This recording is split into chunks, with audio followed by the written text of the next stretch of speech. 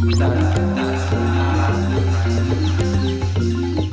me, mindfulness means being in the moment, being fully conscious of the task that is at hand, and doing that throughout your day, whether it be being fully conscious of the fact that you are getting out of bed and walking to your bathroom to brush your teeth, and then being fully conscious of the idea of brushing your teeth, being in the moment of, having that toothbrush in your mouth and cleaning your teeth, being in the moment of the steps that you take throughout the day. That to me is mindfulness. Not being an automatic pilot is another way of looking at it.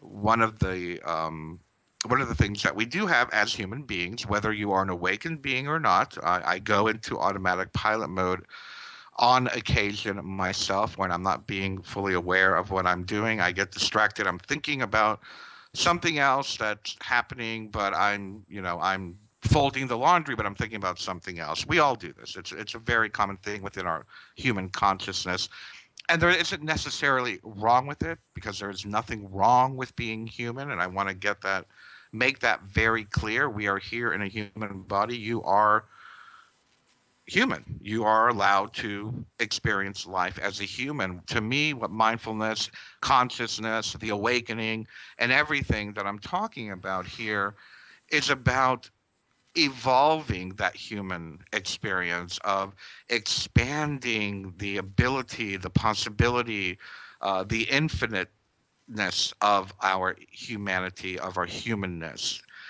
So automatic pilot is not necessarily a bad thing, but the reality of it is that it is a distraction from the moment that you are in.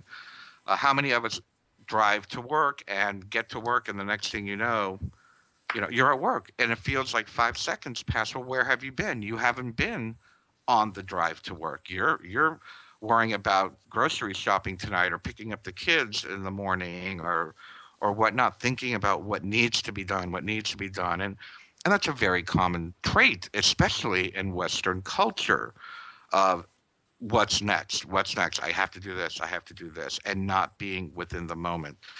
We see this very commonly. Very common example of this are those friends of ours, and I have many of them myself, who are constantly looking at their phone, waiting for the next text, waiting for the next Facebook message, waiting for the next tweet, waiting. What's next? What's next? Show me something more. Show me something more.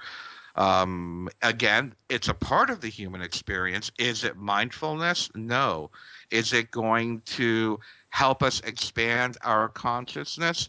No. Is it going to help us, move forward on this path of awakening? No. Is it bad? Is it good? Well, it depends. But I do believe that we are allowed to experience it. We are where we are because that is where we exist at that moment. And those friends of ours that have the phones and are distracted, that's where they are. It's not my place to say, and it's not my place to take the phone out of their hand. It's like an addict. It's not up to the addict. It's not up to you to take the drugs out of the addict's hand. Nothing will change until the addict decides to make the change. So, I'm not going to think negatively or judgmental of people that are on automatic pilot, whether it be with their iPhone or whatnot. But going back to mindfulness, it is a part of our goal as those of us on the awakening path to be mindful, to be in the moment. I am speaking into a microphone right now. I am sitting in a chair right now. I have the window cracked right now. I can feel the 20-degree breeze coming through underneath. I'm very aware of my surroundings at this moment. I'm not worried about missing a phone call. I'm not worried about what I'm going to do after this broadcast. I'm here with you right now, paying attention to what I am doing right now. That is, to me, is the definition of mindfulness. Now, how do we get to a place where we can live in mindfulness? How do we do that? Does it come naturally? Is it just something we switch on in our brain?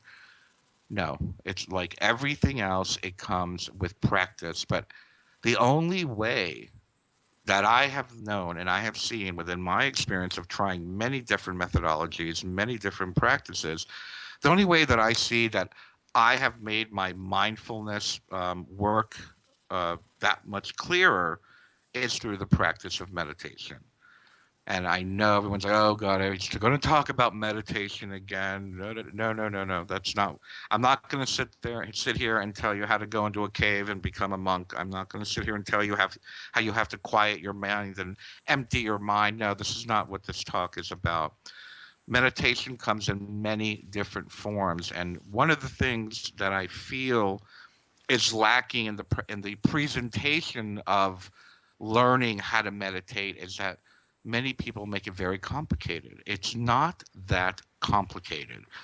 Meditation is a very simple technique, and there's many aspects of meditation, from the easiest of focusing your breath to the highest of going into a state of nirvana. But no matter where you are on the scale, from focusing on your breath to getting into a state of nirvana, you're still meditating. So no matter how these people teach it or whatnot, I feel we need to simplify it. And if we can make it more accessible to us on a day-to-day basis, we're going to meditate more. We're going to take action and be aware of our path and practice our path on a day-to-day, moment-to-moment basis, hopefully becoming more mindful and whatnot when it comes to that. I could go into a whole another 10 minutes on what the benefits of mindfulness is or what the benefits of meditation are, but I'm not going to go there today. I want to go right into uh, the idea of meditation, how to do it really easily, and how to let it be a part of your day-to-day life. It's not that tricky. It really is not that tricky.